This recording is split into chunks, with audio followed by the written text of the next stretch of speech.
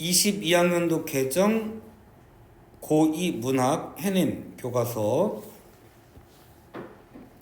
대단원 3의 2 조선시대 문학 홍계월전이에요.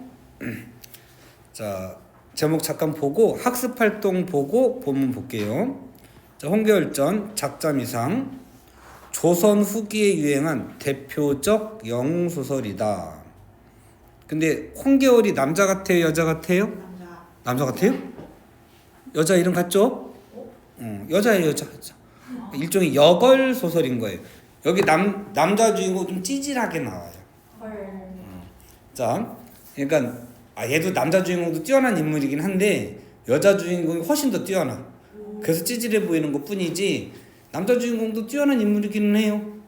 그러니까 수제 정도 된다면 여자는 천재 정도 되는 거예요. 영웅소설의 구조와 여성을 주인공으로 한 영웅소설, 여걸소설이라고 그래요. 특징을 생각하며 작품을 감상해보자. 영웅소설 하면 떠오르는 거 있어요? 소설 종류 말고 구조.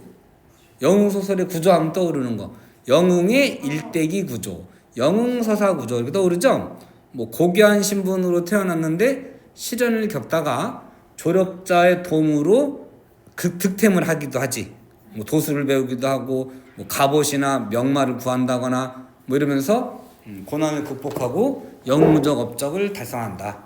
이런 거예요. 자, 학습 활동에서 뭘 봐야 될지 한번 보고 좀 먼저 올까요?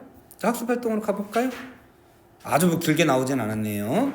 208쪽 1번 영웅의 일대기 구조 외우셔야죠. 용어 자체를.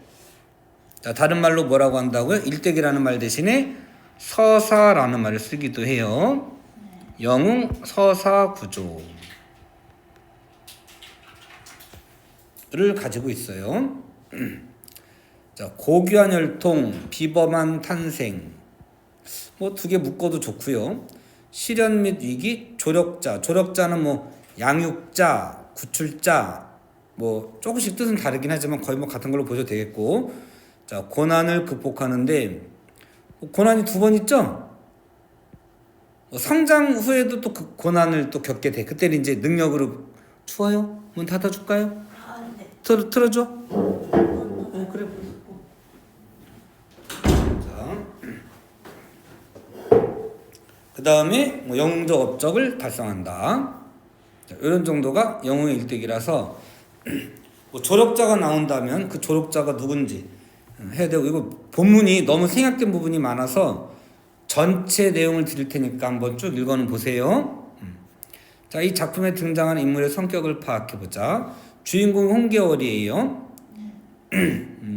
얘가 편국이란 남장을 하고 나올 때는 편국이라는 이름으로 나와요. 그 다음에 얘가 보국이야. 그래서 성은 다른데 왜 돌림자가 같지 이렇게 생각할 수 있잖아요. 자, 남장을 한 상태에서 얘를 자식처럼 키워요.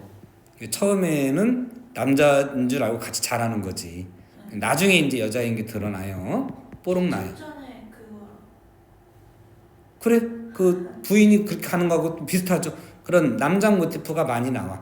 근데 여기서는 이제 능력은 있지만 전쟁터에 나가고 이렇게 공을 세우고 할 수가 없잖아요, 여자가. 그래서 남장을 하고 나갔던 거야.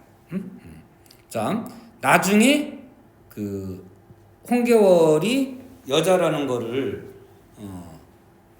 아팠을 때, 홍계월이 아팠을 때 천자가 어의를 보내요. 임금 전문의죠, 담당이. 근데 이제 진맥을 짚어보니까 여자에게서만 짚히는 진맥이 있나 봐요. 그래서 이거 이상하다 눈치를 챈 거예요. 그래서 이제 뽀록 날 걸 알고 가서 직접 밝혀요. 그럼 사실은 임금을 속인 거잖아요. 기망한 거예요. 네. 역적이에요. 사형이에요. 그럴 줄 알았는데 이 천자가 또 마음이 되게 커요. 대인배예요. 그래서 야, 남자도 그렇게 큰 공을 세우기 어려운데 여자가 그렇게 했으니 그리고 벼슬을 떼지도 않아요. 벼슬 그대로 놔두고 얘랑 결혼을 시켜요. 근데 얘가 대장군이고 얘는 중군장이거든.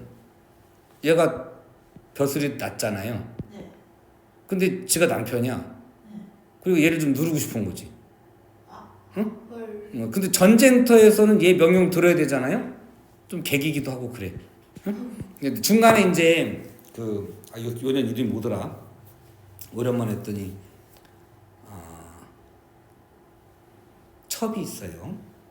첩이 있는데 예를 들어서 이런 식이다. 얘가 밖에 나갔다가 군복을 입고, 군복이라고 하면 요즘으로 군복이지만 그 뭐라고 하죠? 갑옷을 입은 상태에서 말을 타고 집으로 들어오는 거예요. 퇴근하는 길이지. 그러면 아직 군복을 입었잖아. 네. 장군인 거예요. 네. 근데 이름이 뭐더라? 춘월인가? 하여튼 뭐 그 누각 위에서 약간 높은 곳에 눕듯이 이렇게 있어가지고 이렇게 내려다보고 있는 거예요. 개월이는 걔는 기생 출신, 하여튼 뭐 좀 천한 여인이란 말이에요. 세컨드. 얘는 장군이잖아. 근데 이 인연이 아래로 내리 깔아보고 있는 거지. 응? 그래서 데려다가 죽여버려요. 누구요? 홍겨울이가 목을 베어버려요. 겨울을요? 아니 그 세컨드를. 아, 그 보국이 입장에서 열받겠죠.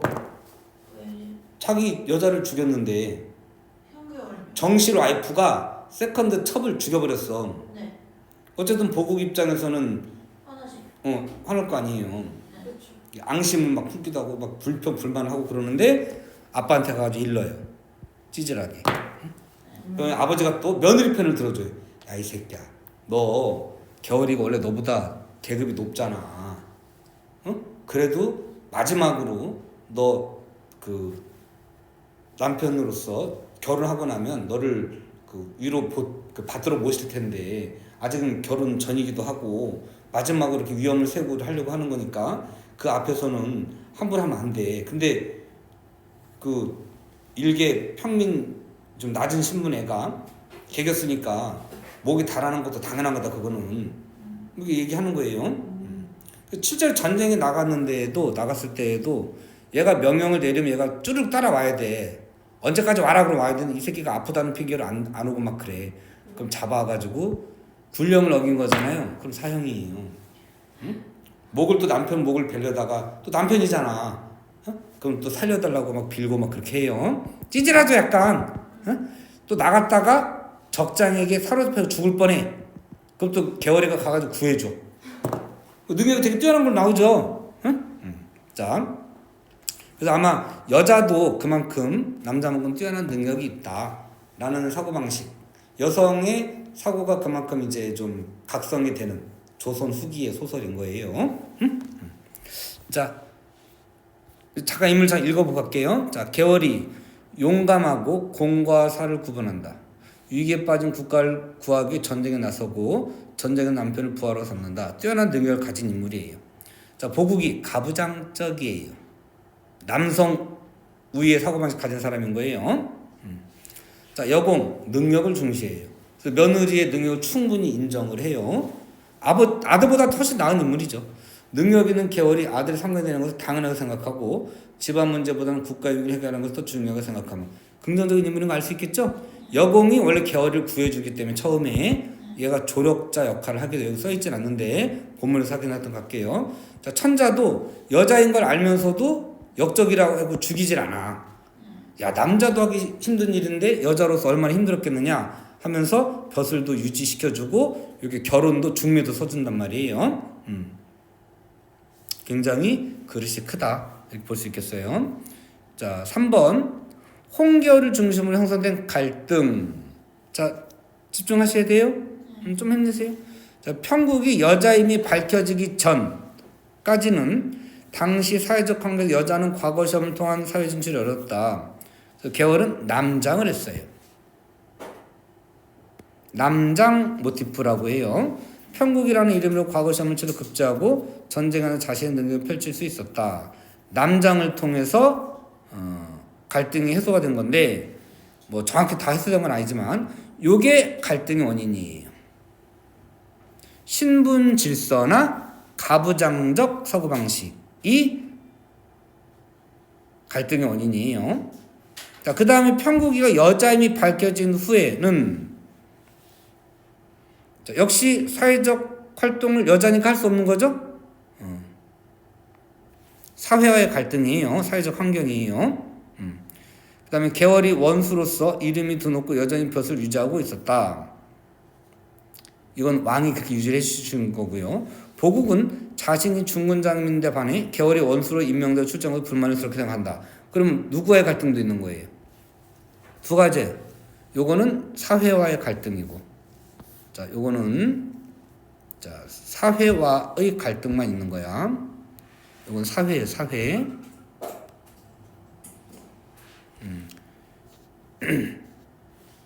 여기도 사회예요. 그 다음에 인물의 과의 갈등, 개인과의 갈등도 있는 거예요. 남편과의 갈등도 있는 거예요. 자, 작품의 공간적 배경을 중국으로 설정한 이거는 혹시 기억날까요? 이거 내가 한두 번쯤은 얘기하는 것 같기도 한데 우리 이런 거 한 적 없나요?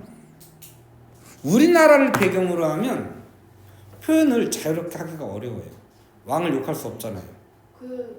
최초 돌려서 얘기하면 뭐 최적정은 근데 우리나라를 배경으로 하는데 중국이나 베트남이나 일본 이렇게 배경이 넓어졌을 뿐이지 기본적으로 우리나라를 배경으로 하는 건데 예를 들어서 사시남정기다 그러면 이면흥의 폐비 사건 장희빈을 비판하는 그런 내용이란 말이에요. 근데 그거를 숙종대로 딱 배경을 잡아버리면 숙종을 욕하는 꼴이 돼버리잖아요. 그러면 역적인 거예요. 주거의 사용이에요. 그래서 명나라를 배경으로 하는 거예요. 그럼 표현을 좀 더 자유롭게 할 수 있으니까. 이렇게 중국을 배경으로 하는 소설을 양반소설, 귀족소설이라고 그래요. 자, 양반이 쓰는 소설이 양반소설이 아니고 중국을 배경으로 하면 쓸까요? 앞에다 쓸게요.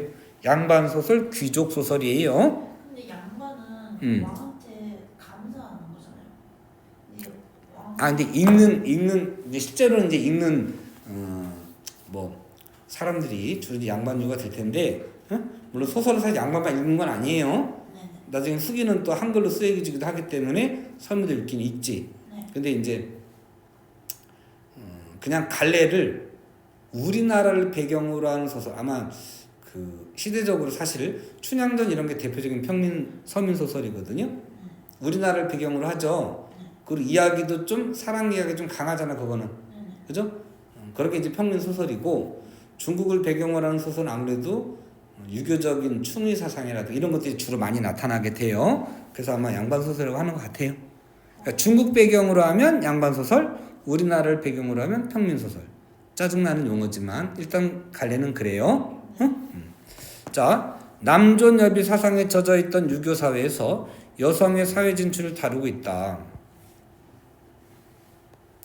자, 사회적 문화적 배경은 남존여비 사상이에요. 유교 사상이에요. 근데 다루려고 하는 내용이 여성의 사회 진출이에요. 능력면에서 뛰어나요. 그럼 이게 함부로 유통될 수 있는 글이 아닌 거야. 내용도 조선 사회를 비판하는 거예요.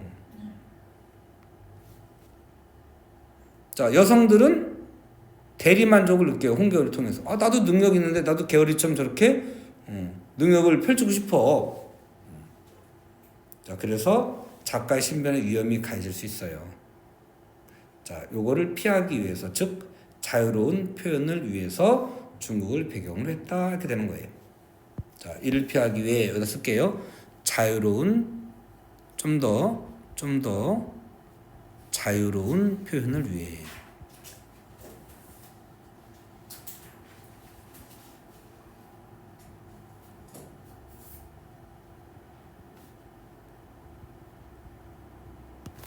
중국으로 설정했다.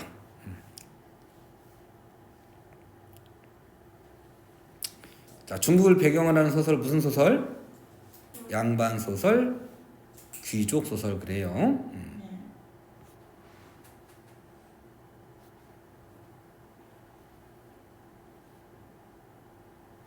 자, 여기까지만 하고 여기 남장이라고 하는 건 다음 페이지에 남장 모티프라고 해요. 사회적 신분적 제약 뭐 이런 게 있는 봉건 시대에서 여성이 남장을 해야만 능력을 발휘할 수가 있어요. 좀 한계이기도 해요. 사실은 조선 시대를 배경으로 한 소설들의 어떤 한계, 표현상의 한계일 수도 있는데 어쨌든 남장을 하게 되는 건 신분제 사회였기 때문이다 라는 경우예요. 자, 앞으로 가볼게요. 자, 홍계월전. 자, 갈래 여성소설, 여성 영웅소설, 여걸소설이라고 돼. 여걸소설. 뭐 이런 말은 잘 안 쓰긴 하지만, 자, 여걸소설. 영웅호걸 할 때 그 걸이에요. 군담소설이고 전쟁 이야기가 나와요. 그다음 중국을 배경으로 했으니까 양반 귀족 소설이기도 해요.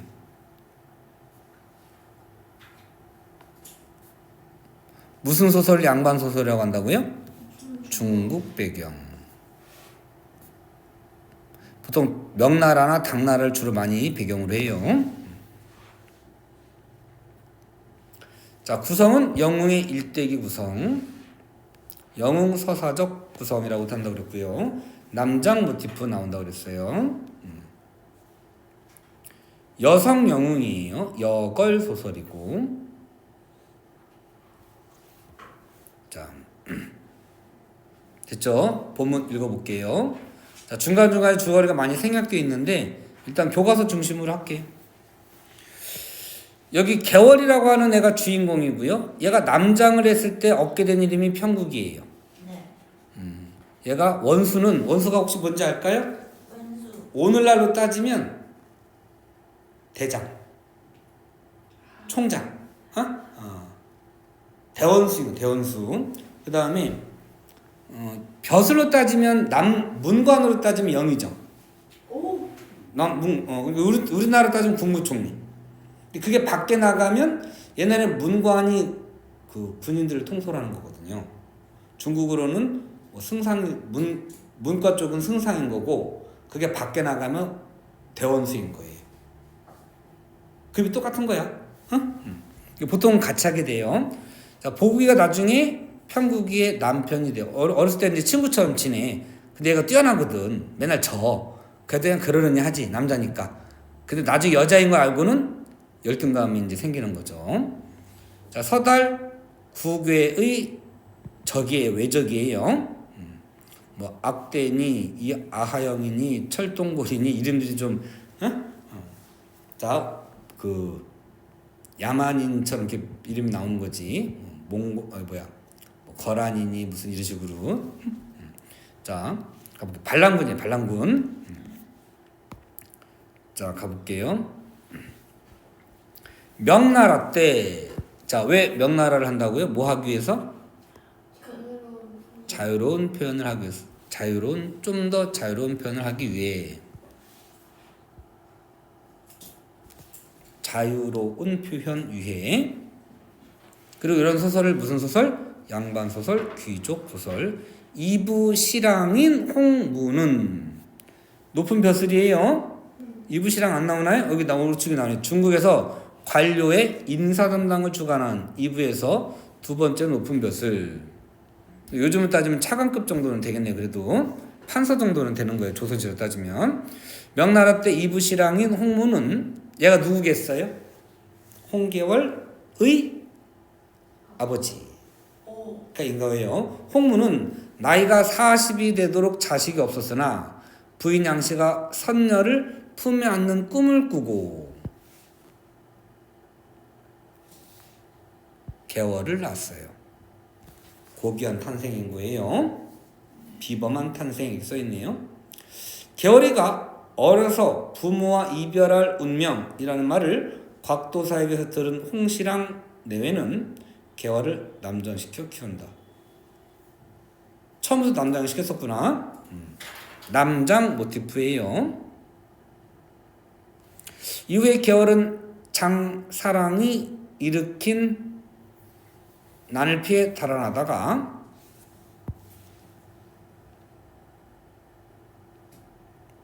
반동 인물이에요. 부모와 헤어진다. 이게 이제 시련인 거예요. 여공에 의해 구출된 개월은, 자, 여공 이거 표시 어떻게 할까? 일단 개월이가 주인공이에요. 개월이 동그라미 칠게요. 여공은 어떻게 할까? 일단 얘는 조력자. 얘는 그냥 나는 색깔 칠할게. 그러면 똑같이 하세요. 조력자. 개월은 평국이라는 이름, 평국이도 개월이에요.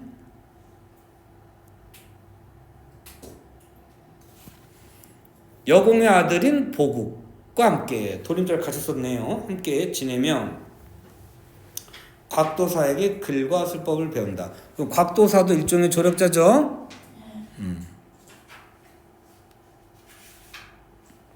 색깔을 좀 달리해서 했어요. 과거에 급제한 둘은 반란이 일어나자 평국은 원수로, 보국은 중군장이 되어 전쟁에 나선다. 그러니까 평국이 벼슬이 더 높은 거예요. 이튿날 다시 날이 밝자 원수가 갑옷을 갖춰 입고, 아까 평국이가 원수라고 그랬잖아요. 얘가 이제 개월이에요. 원수. 자, 여기다 동그라미 칠게요. 원수가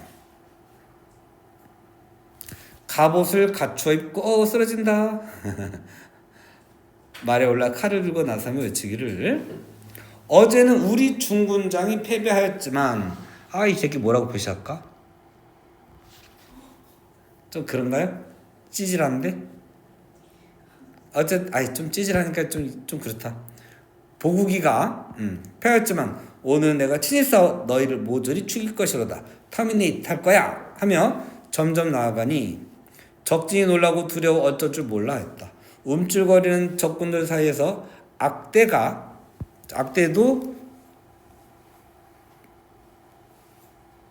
반동인물이에요. 화를 이기지 못하고 달려나왔다. 악대가 휘두르는 칼에 원수가 맞서 싸울새 10여 합에 이르러 원수의 칼날이 번쩍하자 악대의 머리가 마라를 떨어졌다. 비범한 능력을 가지고 있는 거예요. 원수가 악대의 머리를 칼끝에 끼어들고 또 중군장 아하영을 베고, 얘도 상대방의 중군장인 거예요. 아하영을 베고 칼춤을 추며 본진으로 돌아왔다. 이기고 돌아온 거예요. 서달은 같은 사람 아니에요. 전부 다 그냥 적대적 인물에서 세무친 것 뿐이에요. 너 레몬 하나 먹어라. 되나? 레몬아. 빨리 먹어.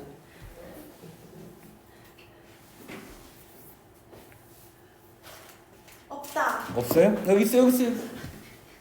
자, 뜯어서 먹고 하는 거. 자, 서달은 악대의 죽음을 보고 하늘을 우러러 탄식하기를, 이제 악대가 죽었으니 누가 평국을 잡으리요. 악대가 제일 뛰어난 장군이었나 봐요. 소장에게 철통골이 말하기를, 이름이 있다 그냥 다 뭔가 좀 꼴통인 것 같아요. 자, 철통골이 말하기를, 소장에게 평국을 잡을 계책이 있사오니 근심하지 마옵소서. 지 아무리 용맹하다 해도 이 계교에는 어찌할 수 없을 것이니 지켜보옵소서 하고, 이날 밤엔 철통골이 장수들에게 명령하였다. 군사 3,000씩을 거느리고 깊은 골짜기에 매복하였다가 평국이 골짜기 어귀에 들어오면 사방으로 불을 지르라. 화공을 계획하고 있네요. 너무 쉬워? 잠 폭기지? 이튿날 동이 터올 때 철통골이 갑옷을 갖춰 입고 군진 밖에 나서며 큰 소리로 외치거늘, 명나라 평국은 빨리 나와 내 칼을 받아라. 원수는 자기 이름 부른 소리를 듣자 떨쳐 일어나 칼 한 자루를 손에 쥐고 말을 달렸다. 일기토라는 거 들어봤어요? 우리 사극 같은 거나 유럽 영화, 중세 영화 보면 대군에 부딪히기 전에 먼저 칼솜씨 좋은 애들이 먼저 나가서 1대1로 붙잖아. 그래요? 군의 어떤 사기를 도두거나 뭐 이렇게 하는 거예요. 그걸 이제 일기토라고 그래요. 자, 철통골을 맞아 원수가 수십여 합을 겨루었으나 승부가 나지 않았다. 얘가 또 뛰어난 능력인가 봐요. 이에 철동굴이 힘이 겨운 듯 투구를 벗어들더니 말머리를 천문동을 향하여 들어가거늘. 자, 아까 그랬잖아. 어떻게 하기로 했어?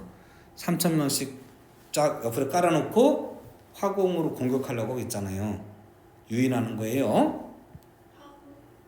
불로 공격하려고. 아까 앞쪽에서 아까 졸고 있어서 못 들었구나.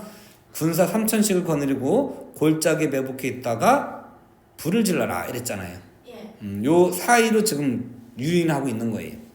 원수가 재빨리 철동굴을 쫓아 한참 말을 달리다 보니 날이 저물고 말았다. 원수는 그제야 이 적장이 누구예요?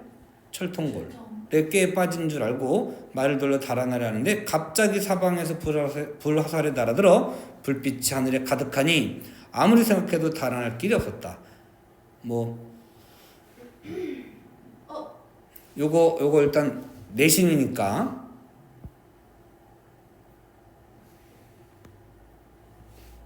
한자 성어 외울까? 내신이니까. 요거 뭐라고 그래? 자, 외우자. 사면초가.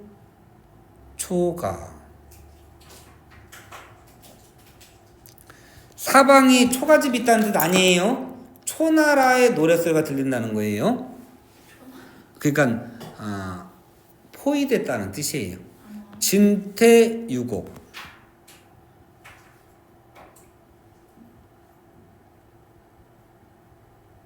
진퇴양난. 들어봤죠? 같은 뜻이. 내신이니까 요 정도는 그래도 알고 있어야 될 것 같아.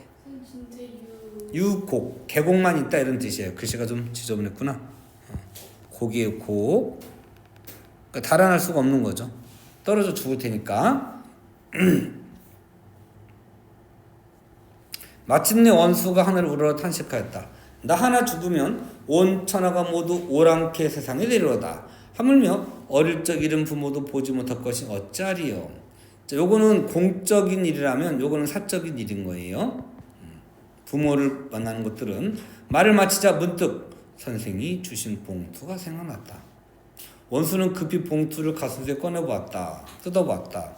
자, 그 봉투의 내용이, 편지 속의 내용이, 봉투 속에 부적을 넣었으니 불에 갇히어 어려움에 처거든 부적을 사방에 날리고 비를 3번 부르라.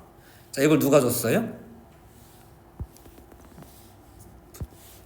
선생이라는 사람이 줬어요.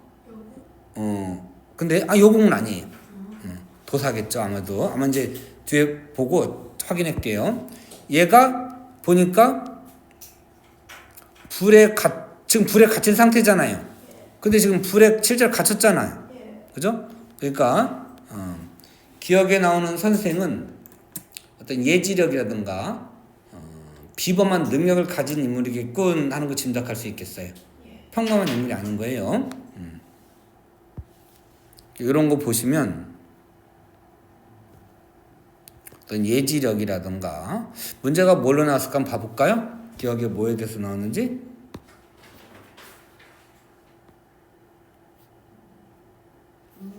상견지명 정도 여기서 되겠네요. 앞니를 내다본 거예요. 그래서 예지 능력이 있고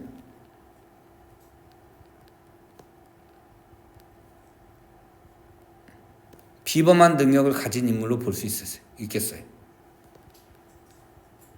평범하지 않아요. 예지력, 비범함. 원수가 기뻐하며 하늘에 감사하고 부적을 사방에 날리며 비 하고 비 중국식 와 하더라 자 하고 3번 외쳤다. 이윽고 서풍이 자 무슨 성이겠어요?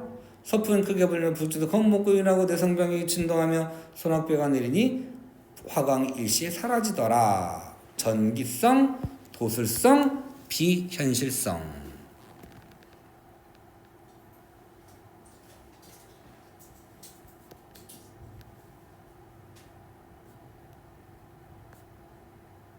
예요.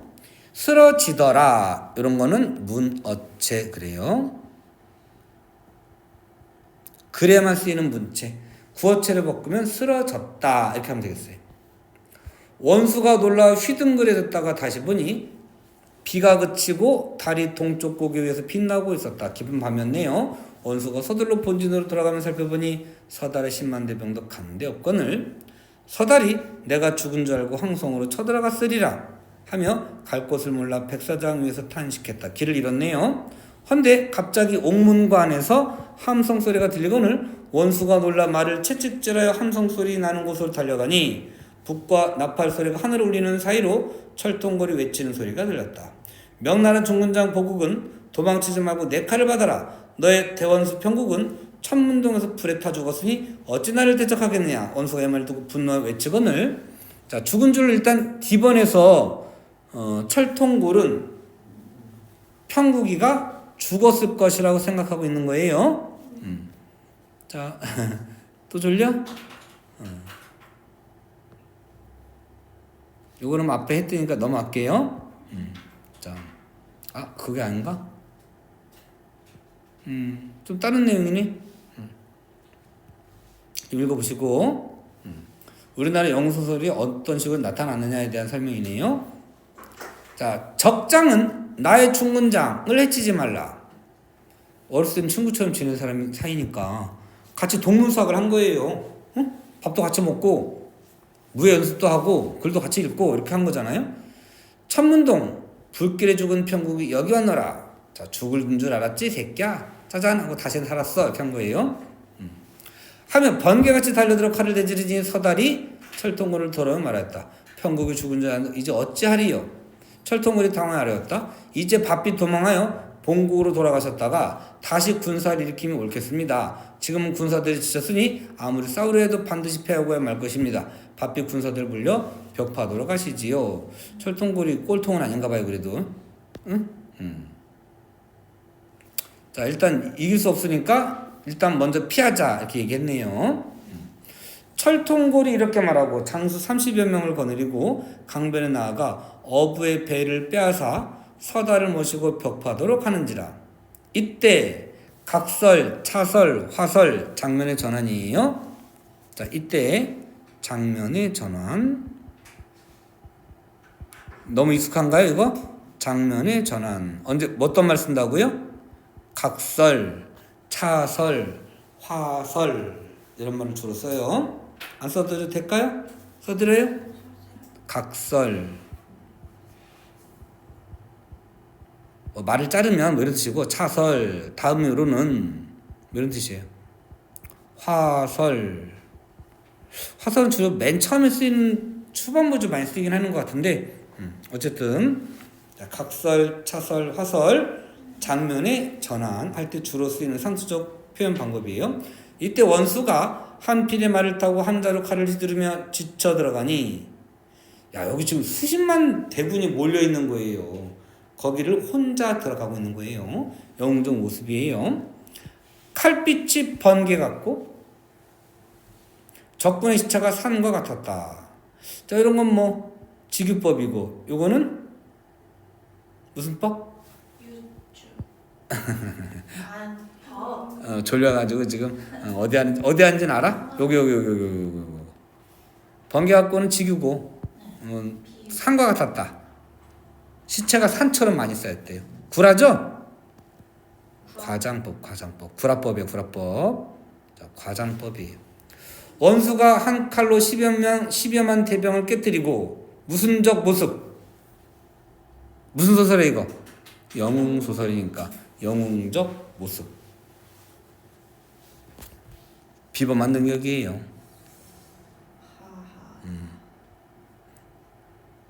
자, 서달을 찾느라고 살펴보니 남은 몇몇 군사들이 달아나며 울부짖기를 서달아 너는 살려고 도망치고 우린 여기서 죽겠구나 하니 그 소리 도리어 처량하도다. 요거 중요하다. 처량하다고 작가가 평가를 한 거잖아요. 작가 개입 중에서도 서술자적 논평이에요. 작가 개입, 서술자적 논평. 목소리가 유사한 것 고르시오 그러면 작가 개입 고르는데 우리 개념어 정의집에 있다. 네. 한 번쯤은 언급은 해주고 갈게요. 예를 들어서 이런 거예요. 홍길동전에서 길동이가 가출하는 게 몇 살이냐? 3살. 어떻게 알아? 고등학교 교과서에 나오는 건 17살로 나와. 그래요? 근데 이게 판본에 따라 좀 다른데, 그러니까 홍길동전을 허균이 썼다는 보장은 없다고 보기도 해요. 허균이 살던 시대 이후의 사건들도 나오거든. 뭐 장길산도 나오고 뭐 이런 걸로 보면 나중에 이제 전해지면서 누가 추가됐을 수도 있는데, 자, 어떤 판본에는 길동이가 3살까지는 아니고 4살. 4살. 4살에 가출해요. 그래서 그 가출할 때 킬러 1명 죽이고 관상쟁이도 죽이고 가는 거잖아요. 그러니까 연속 2명을 살인하고 도망가는 거예요. 4살짜리가. 그때 이렇게 나와요. 자, 길동이가 나가려고 하는데 운산이 첩첩하니. 4살짜리가 아장아장 걸어가는 거 아니에요. 운산이 첩첩이 쌓여있으니 어찌 가련하지 아니디요.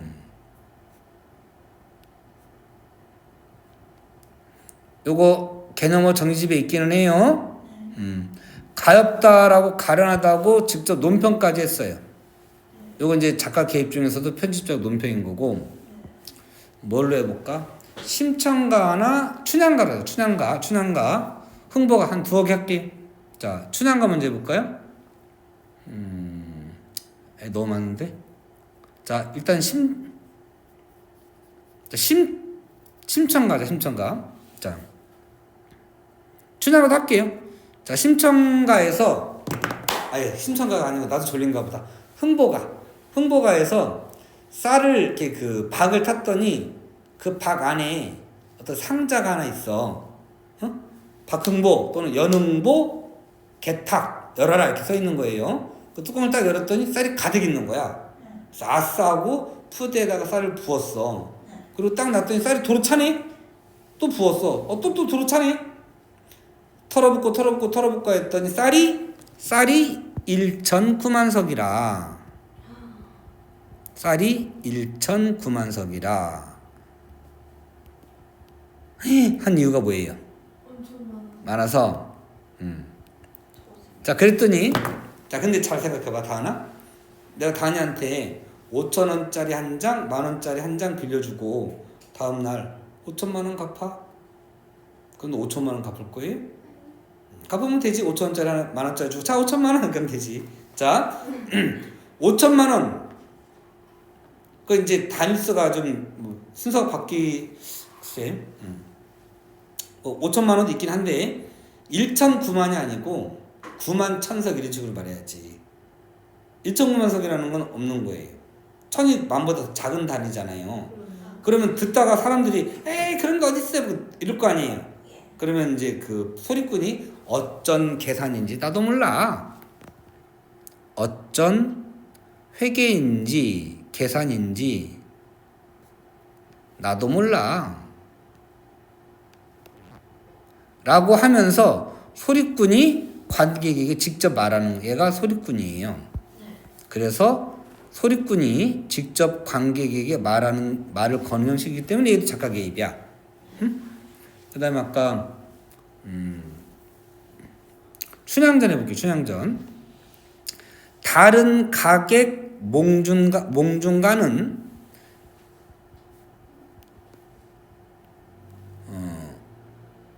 자 이렇게 나가는 거예요.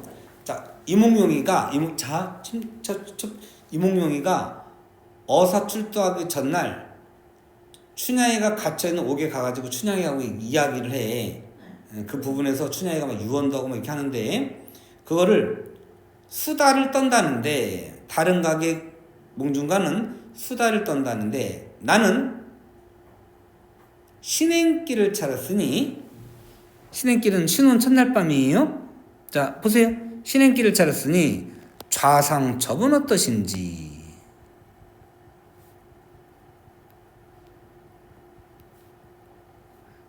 이런 구절이 있어요. 좌상은 앉아있는 여러분 높인 거죠. 관객을 뜻해요. 관객. 그러니까 이것도 관객에게 말을 건 거야. 관객 여러분, 그 다른 가수들은요, 요거를 수다 떠는 내용으로 바꿨는데 저는 한번 신혼 첫날 밤에 부부가 만나서 서로 사랑하는 것 같은 그런 분위기 한번 바꿔봤어요. 여러분 듣기 어때요? 괜찮아요? 물어본 거야 이거를. 자상처분 어때요? 괜찮아요? 그러니까 소리꾼이 관객에게 직접 말을 건 거예요. 그래서 작가 개입이에요. 이해 되겠어요? 요거 꼭 보세요. 작가 개입은 고전소설은 거의 100% 출제예요. 소연이 졸았다고 틀려오면은 꼴따고 다 뜯어버릴 거예요. 알았죠? 요거 작가 개입이에요. 자, 그 다음에 이거 한꺼번에 끝낼 수 있나? 끊고 가야 돼. 끊고 가야 되겠는데? 한 페이지만 더 하고 쉴까요? 네. 자, 편국은 전쟁에서 공을 세우고 잃었던 부모도 만나게 된다. 자, 공적인 일을 먼저 업적을 달성한 거예요. 네. 자, 과거에 이게 나온 적이 있긴 한데 그 다음에 잃었던 부모도 만난다. 공적인 일을 먼저 했던 거예요. 물론 이건 편국이가 하려고 한 건 아니야. 하려고 한 건 아닌데 우연히 만나게 되는 거니까. 자, 공적인 일을 먼저 이루고 그 다음에 사적인 성취도 이루었어요. 이에 천자는 홍무 누구라고요? 계월이 아버지를 위국공에 봉하고 벼슬 올랐어요. 여공은 제후로 봉한다. 여공은 나중에 따지면 이제 홍계월의 시아버지가 되겠죠. 여공 근데 앞에서는 뭐였어요? 일종의 구출자, 조력자, 이자, 양육자. 얘는 다 되는구나. 키워줬으니까. 편국이 병을 얻자 써줘요? 여공 아까 이렇게 했었죠? 여공 앞에서 얘가 어떤 역할을 했냐? 구출자, 조력자, 양육자 뭐 다 좋아요. 편국이 병을 얻자 천자가 어이를 보내 진맥하게 하면서 그는 이름이 뭐더라? 자, 진맥하게 하면서 편국이 여자임이 밝혀진다.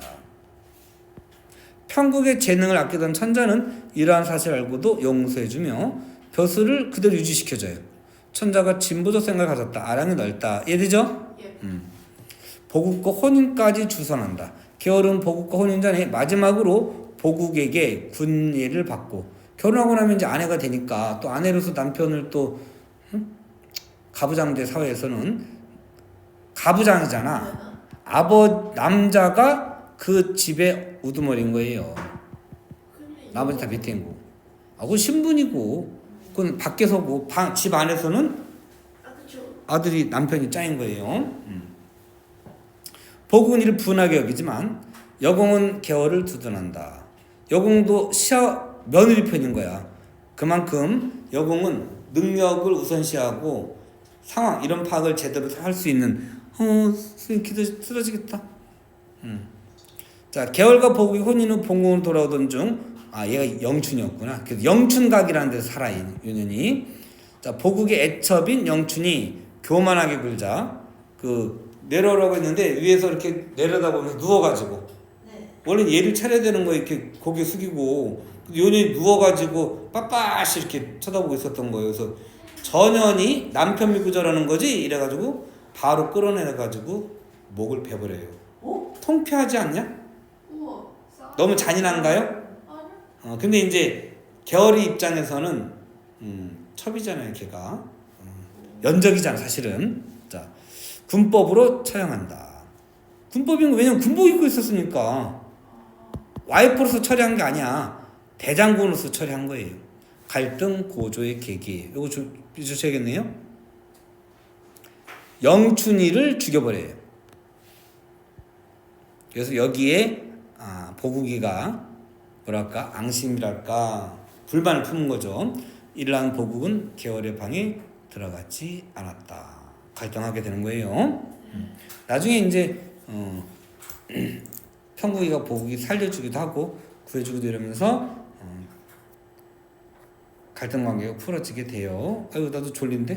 자, 일단 요 한 페이지는 하고 쉬기로 했으니까 요 페이지만 좀 하고 쉴게요. 끝내지는 못할 것 같다. 그래서 못할 것 같은데 잘하면 끝낼까?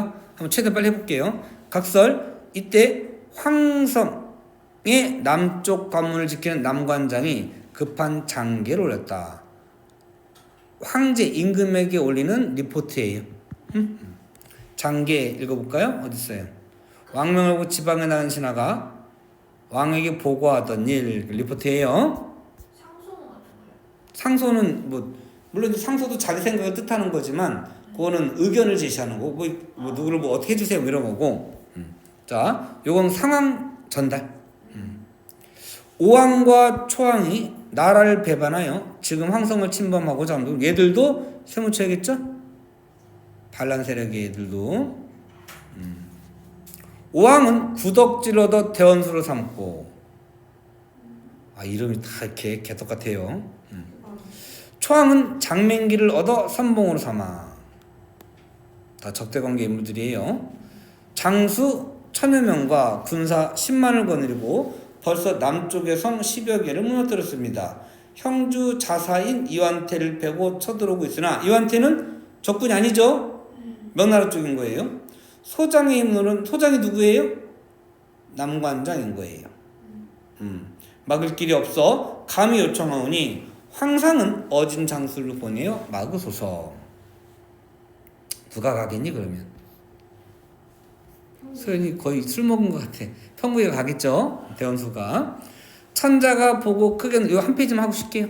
천자가 보고 크게 놀라 조정의 모든 신하를 불러 의논하니 우승상인 정현태가 나서서 말하기를 이 도적을 막을 자는 좌승상 편국밖에 없사오니 어서 편국을 부르소. 근데 편국이는 이미 결혼했어.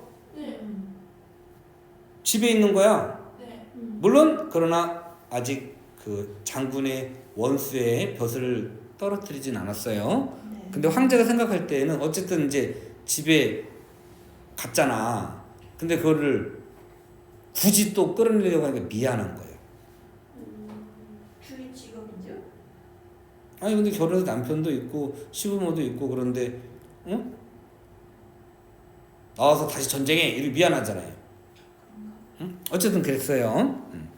천자가 이 말을 듣고 한참 고민하다가 편국이 전에는 당당한 남자로 알았기 때문에 벼슬에서 함께 나라의 일을 의논했지만 지금은 규중의 여자로 있으니 어찌 불러서 전쟁터로 보내리요. 어쨌든 이것도 보면 유해주는 면도 있지만 여자이기 때문에 보내기가 어려운 거예요.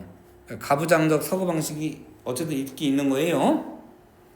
편국이 지금 규중에 있지만 원수로서 이름이 세상에 드높고 또한 여전히 벼슬을 맡고 있사오니 아직 벼슬이 떨어진 건 아니에요.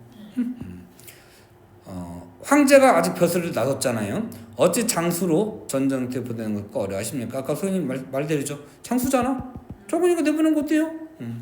천자가 이 말을 듣고 마지못해 편국을 부르게 하였다. 그래서 의견을 물어보는 거야. 너 나가는 거 괜찮냐? 그러니까 사실은 가부장적 사고방식도 일부 있겠지만 유해주고 있는 그 집안 사정의 내용을 좀 유해주고 있는 걸로 볼 수도 있겠어요. 이때 편국은 규중에 홀로 있으면서 매일같이 12한명과 장기나 바둑을 두고 있어요. 소일을 하고 있는 거죠. 세월을 보내고 있었는데 황궁에서 관리가 나와 세 좀 할게요. 천자가 급히 부른다는 말을 전하니 편국이 놀라 급히 여복을 벗고 관복으로 갈아입었다. 그러니까 일반인으로서 들어간 게 아닌 거예요. 대장군으로서 들어가는 거지.